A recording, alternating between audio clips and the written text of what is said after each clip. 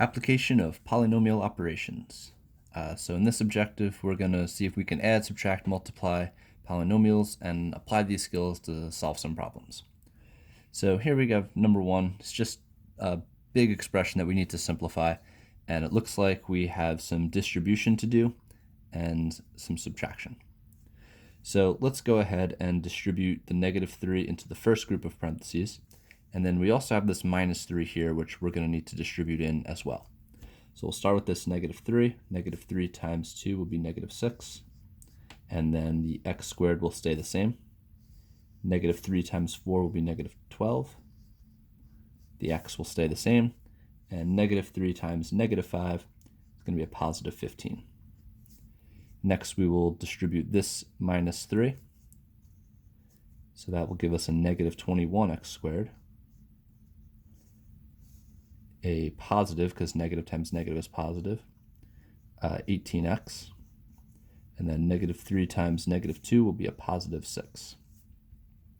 Once everything's been distributed, we just need to identify the like terms and then combine them. So I have a -6x squared and a -21x squared. So I'll combine these together. That will make -27x squared. So these are done. Then I have my -12x and an 18x. That will give me a 6x. So I'll say +6x. And finally I have 15 and a 6.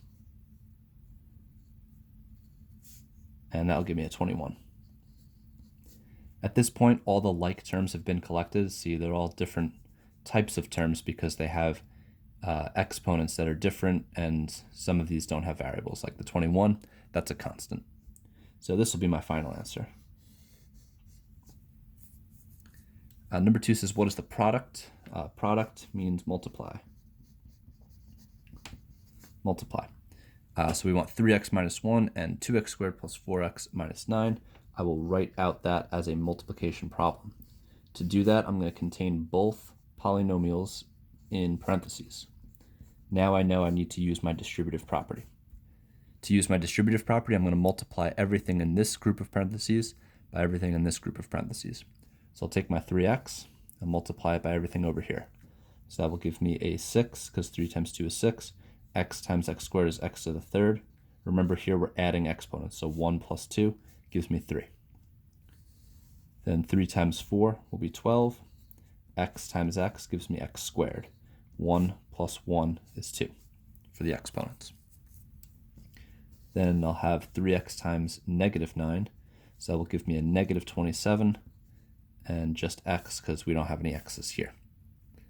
Next, I'll distribute the -1. So this will give me a -2x squared, minus 4x. So all these terms are staying the same. I'm just changing the sign because it's negative. And plus 9. All right, so now everything's written out in one big line, and it's just time to combine some like terms. Nothing else is to the third power, so 6x to the third will be the only one. Then the squared terms, I have 12x squared and a -2x squared. That'll give me a 10x squared. So these are done. Then the x terms, -27 and -4, that'll give me a -31. So these are done, and then there's no other constants, so just 9 at the end. And here's my final answer. All right, number 3, write the expression in standard form. All right, so we have some subtraction going on, we have some multiplication going on. If we're following the order of operations, we have to do the multiplication before the subtraction. So I'm going to start by multiplying this -9x squared by this binomial. So I'm going to do this. I'll bring my 5x down, then -9 times 4 is going to be a -36. And then x squared times x will give me x to the third. Again, I'm adding the exponents. 2 plus 1 is 3. -9 times +3 will be a -27. This doesn't have any x's with it, so it'll stay x squared from the 9x squared. And and then my negative 2x will come down. If I want standard form, I need to have this in descending order, meaning I need the largest exponent first. The largest exponent here is 3, so I'll keep my negative 36 x to the third in the front. Remember, this is a negative 36 x to the third. It's being subtracted, so that negative stays with it. So this was my first term, that's done. Next is squared terms. I have negative 27x squared, so minus 27x squared. Then I have my x terms. I have a positive 5x and a negative 2x. Combining, that will give me a positive 3x. And there's my final answer. Number 4, what is the result when x minus 4 squared is subtracted from 6x squared? So now this is tricky. Subtracted from, this is a switch word, we call it. It means that this is actually the first thing we're going to write, 6x squared.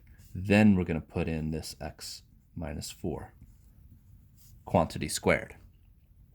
Okay, so if it's subtracted from the 6x squared, that means it's minus x minus 4 quantity squared. All right, this gets even a little bit more tricky because we need to square this binomial, but we're still subtracting the entire quantity. So I'm going to carry down my 6x squared minus, and now I need to square this binomial. To square a binomial, that means I have to multiply it by itself with the distributive property. So I'm going to write it out next to itself, right? If it's squared, it's being multiplied by itself. From here, I also want to make sure that all of this stuff is being subtracted from 6x squared. So I'm going to just layer this again with another set of parentheses, just so that way when I get the result here, I'll know to distribute the negative to all the terms. All right, here we go. Time to multiply. X times x is x squared.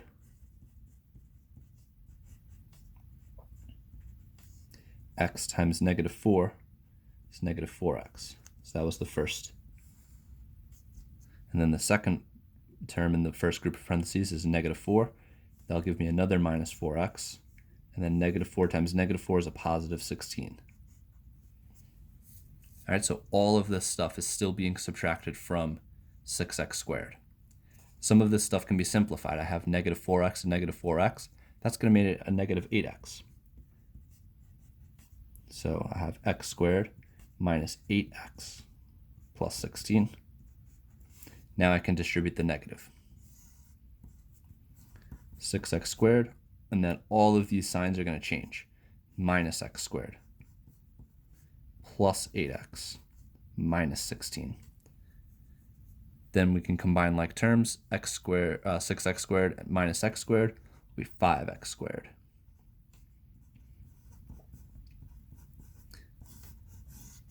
And now we're done.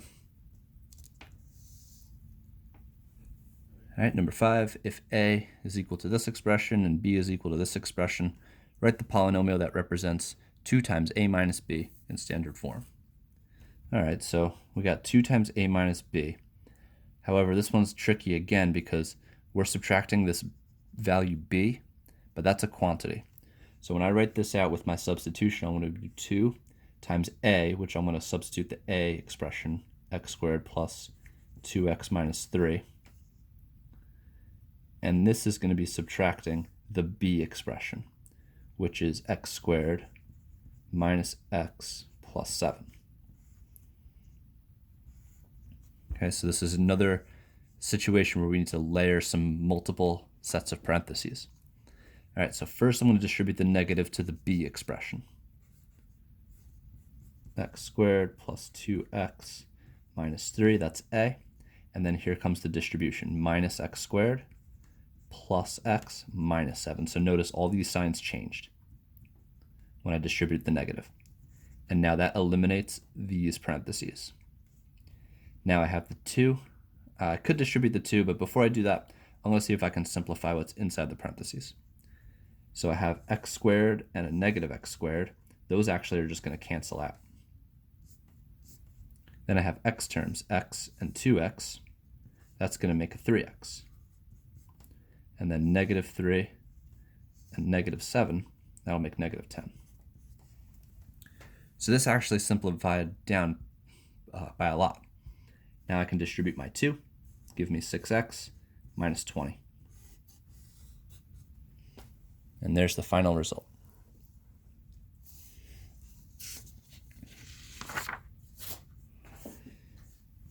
All right, number 6, find the expression to represent the area of a square with side lengths given by 3x plus 4. So if it's a square, all sides are equal.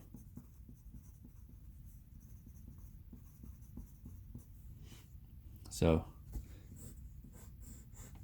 here's my square, 3x plus 4, and then all the sides are 3x plus 4. So if I want area of a square, that's going to be side squared. So I'm going to take this 3x plus 4, and I'm going to square it. If I square a binomial like that, I need to write that binomial out next to itself. This reminds me that I need to use the distributive property. Double distribute, multiply the 3x by everything, then multiply the 4 by everything. So let's do the 3x. That'll give me 9x squared. Then 3x times 4, that'll give me a 12x. Then the 4 times 3x will give me another 12x. And 4 times 4, that'll give me 16.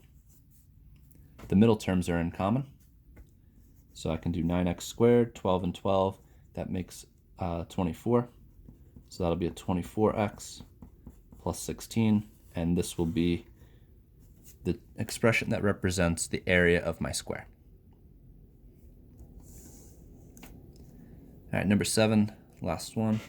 The length, width, and height of a rectangular box are represented by 3x cubed, 9x plus 12, and 2x squared minus x. And we got to write the expression that represents the volume of the box. Volume of the box. Volume is equal to length times width times height. And that's given to us. The length, the width, and the height, 3x cubed, 9x plus 12, 2x squared minus x. So we need to multiply all of these terms together.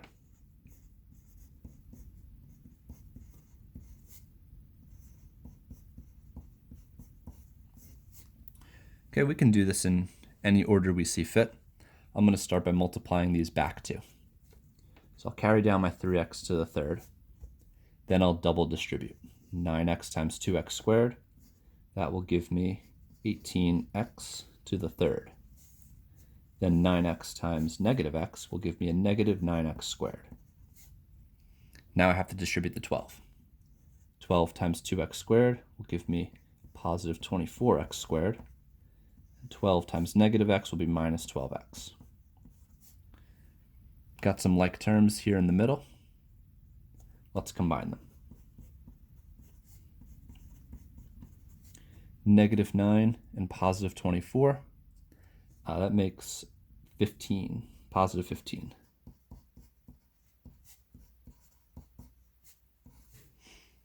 Okay, now we can distribute our 3x to the third. So I'm going to put the result over here. We got to do 3 times 18. Let's see, 18 and 18 makes 36.